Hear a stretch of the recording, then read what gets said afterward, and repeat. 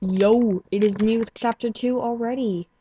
Yeah, I know I stuttered. I totally failed at that chapter, and I probably will fail at the rest, but I'm getting better. I mean, I will get better. And yeah, sorry for the uploads being like a few hours at a time. So you'd be like, I need suspense, or whatever.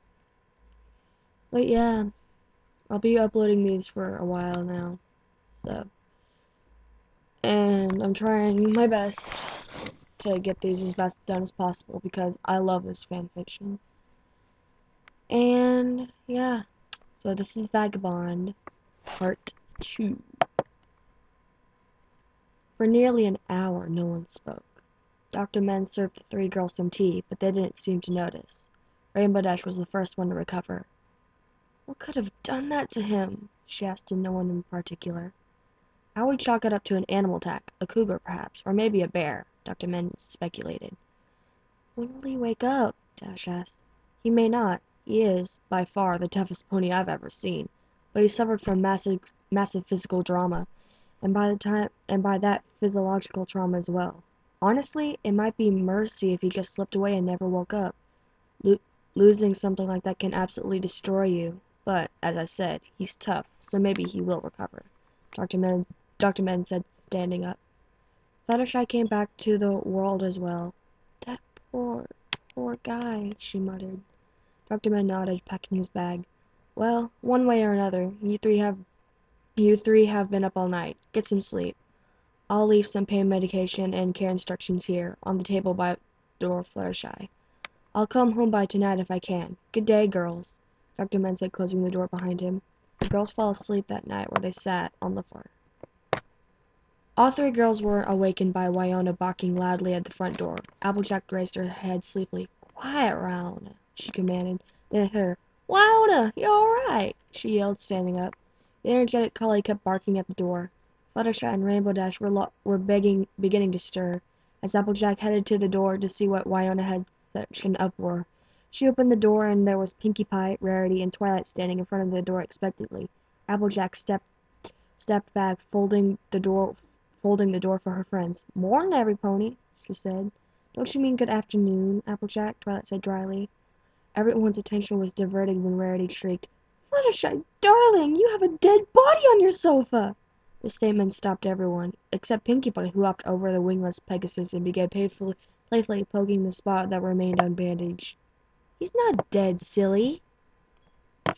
He's not dead, silly. He's just warm. Look, he's even waking up.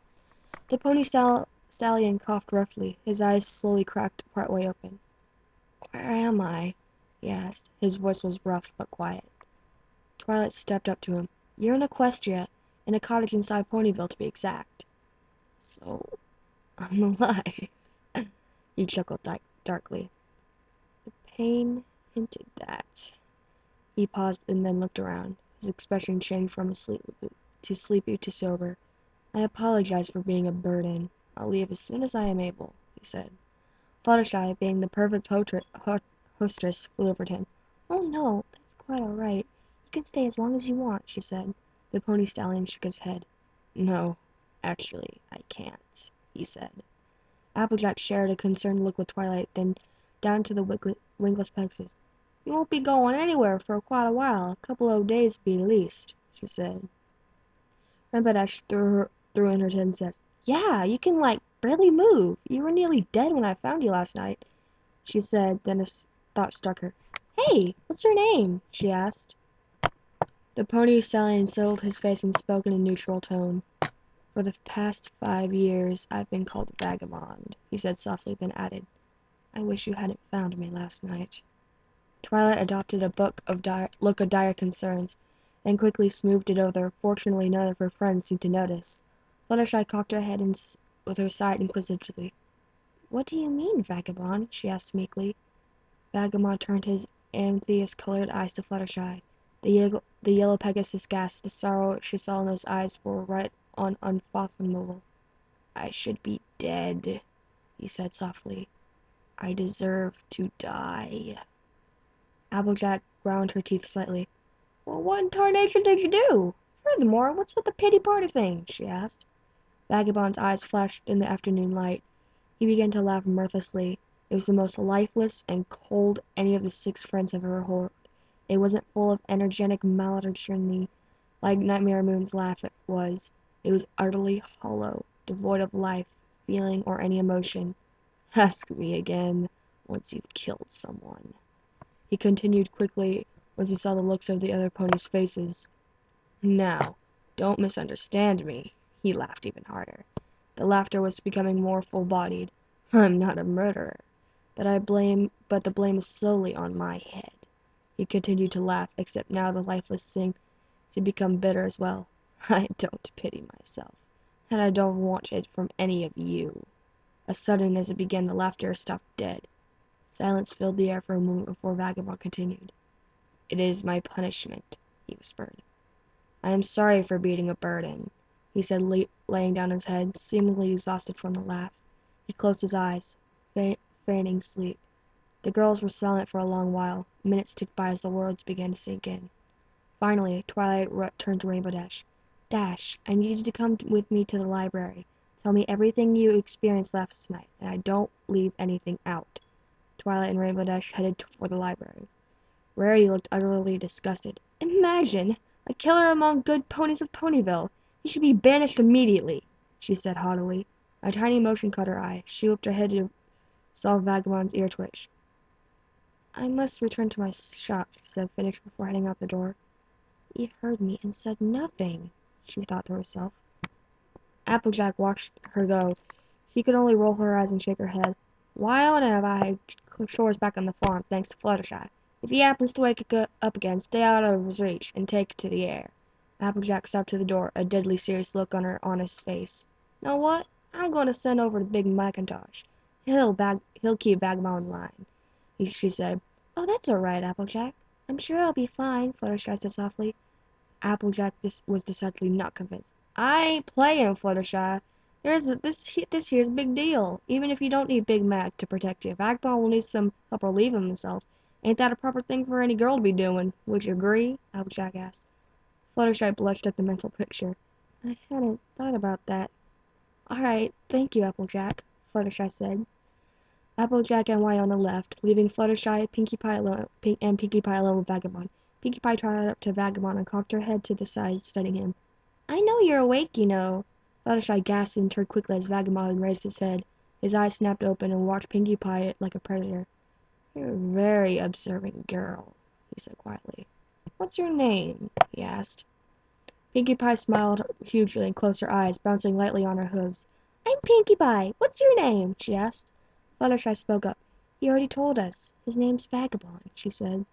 Angel Bunny hopped up on top of Fluttershy's head and crossed his paws and stared at Vagabond menacingly, almost as saying, Don't even think about it, bub. Fluttershy shook her head. Nuh-uh, he only told us what he's been called for the past 5 years. He never said his real name, she said. Fluttershy blinked. Pinkie Pie was right.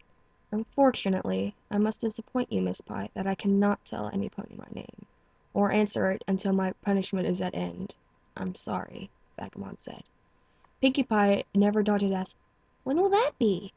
Vagabond shifted slightly, possibly in an attempt to shrug. Until the pony, whose death I'm responsible for, tells me that beyond the grave I am forgiven. Until that time, I am supposed to stay far away from any pony I might hurt. That is why I have to leave as soon as I am able, he explained. Pinkie Pie just bounced into place vacantly. How did you lose your wings? She asked bluntly. Fluttershy looked absolutely stricken. She put a hoof on her muzzle. Oh, Pinkie Pie, you shouldn't ask such things, Fluttershy said. She tried to turn to Vagabond and added, Oh, I'm so very, very sorry, Vagabond. You don't have to answer that. It's probably horribly painful to remember, she said apologetically. Vagabond actually seemed to brighten slightly. His eyes were still narrow and unfriendly, but not quite so dark.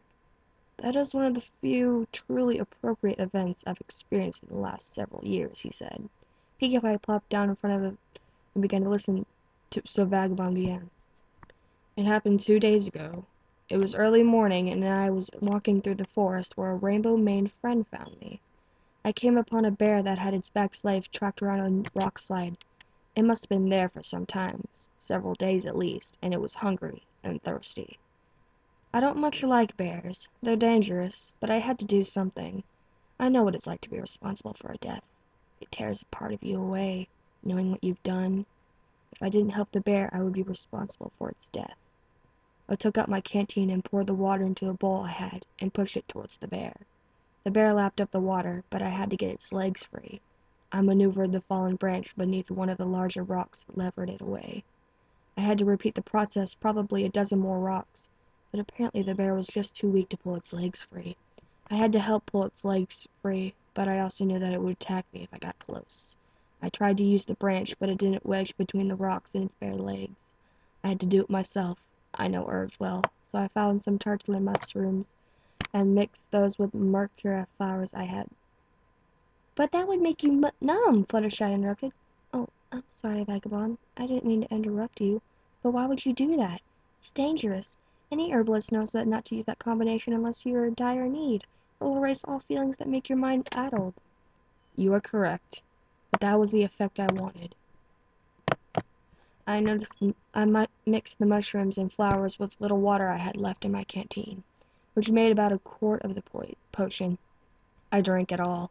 It worked well, and I couldn't feel a thing, which what I would need when the bear attacked me. I had to be close to pull its legs out, and I couldn't blame the animal for behaving like an animal. It moved as quickly as I did, and it ran and felt its thumbs up bear and the thumbs as the bear attacked me. I just ignored it and concentrated on my work and pulled its legs free. Then I ran to the other side and pulled the other leg free as well. I tried to take to the sky as soon as I was done, but when I tried to fly, I didn't move. I panicked and ran from the now free bear. I looked up over my back and shoulder to see if the bear was giving chase. My eyes fell upon the bear feasting on my wings. They must have torn off when I was exposed to each side of my body when the bear pulled its legs free. I stopped and wrapped my blanket around myself before I regained any feeling. I couldn't find a stream or river or a canteen was empty, but I kept walking. Vagabond paused and looked back over to his flank. I am curious. Why did you remove my saddlebags? He asked. Fluttershy looked chagrined. Oh, I'm sorry, Vagabond, but Dr. Mann felt around under them and said there were no injuries. Besides, we know that normal way of carrying saddlebags. The way you were wearing them was concealing your cutie mark. We didn't want to be rude, but if you didn't and you want to see it, travelers do that sometimes, she said. Vagabond looked slightly more at ease. Thank you, he said, turning back to Pinkie Pie. Vagabond continued. Anyway, I would have made a poultice for myself, but I couldn't find water or the materials. I was still numb, so my head didn't work right. I just kept walking like a zombie until your friend found me. Does that make any sense, Miss Pie? Vagabond asked. Pinkie Pie looked thoughtful for a moment, then perked up. I think so, she said and commented. At least the bear got to eat. Fluttershy squeaked in horror. Oh, Pinkie Pie, what a terrible thing to say, she scolded. Vagabond's face was completely impassive for several tense moments. Slowly, a grin spread his face and began to chuckle. That is the funniest thing I have heard in a long time, he said. His chuckles turned into a full-bodied laugh. The laugh, though, was rich and full, a thing with a flicker of actual life into it. Vagabond winced in the pain, but didn't stop. Miss Pie, you have an amazing gift, he said through the fits of laughter, when he could get a breath. Pinkie Pie only smiled and said, Yeah, I get that. You can call me Pinkie, by the way. All this Miss Pie stuff was making me feel old. She giggled. A heavy knock reverberated throughout the Fluttershy's house, organizing from the front door. Pinkie Pie, Pinkie Pie, oh. Pinkie Pie bounced up and down with sitting position and to her host from where the door was two simple motions. Fluttershy rose and trudged to the kitchen, disappearing through the doorway. Pinkie Pie opened the door. Hey, Big Macintosh, she said, and stepping aside to let him in. Vagabond had never seen such a large pony. Big Mac looked more like one of those legendary glissaders. Big Mac had clocked over to the couch and looked at Vagabond down appraisingly. Vagabond couldn't help himself. You're huge, he said, looking up. The enormous earth pony chewed a piece of wheat and simply replied, Yup. And you're injured. My sister sent me to help you out and keep an eye on you, Big Mac said. Vagabond nodded. She probably thinks I'll try to hurt Fluttershy. Yup. Any idea why she thinks that?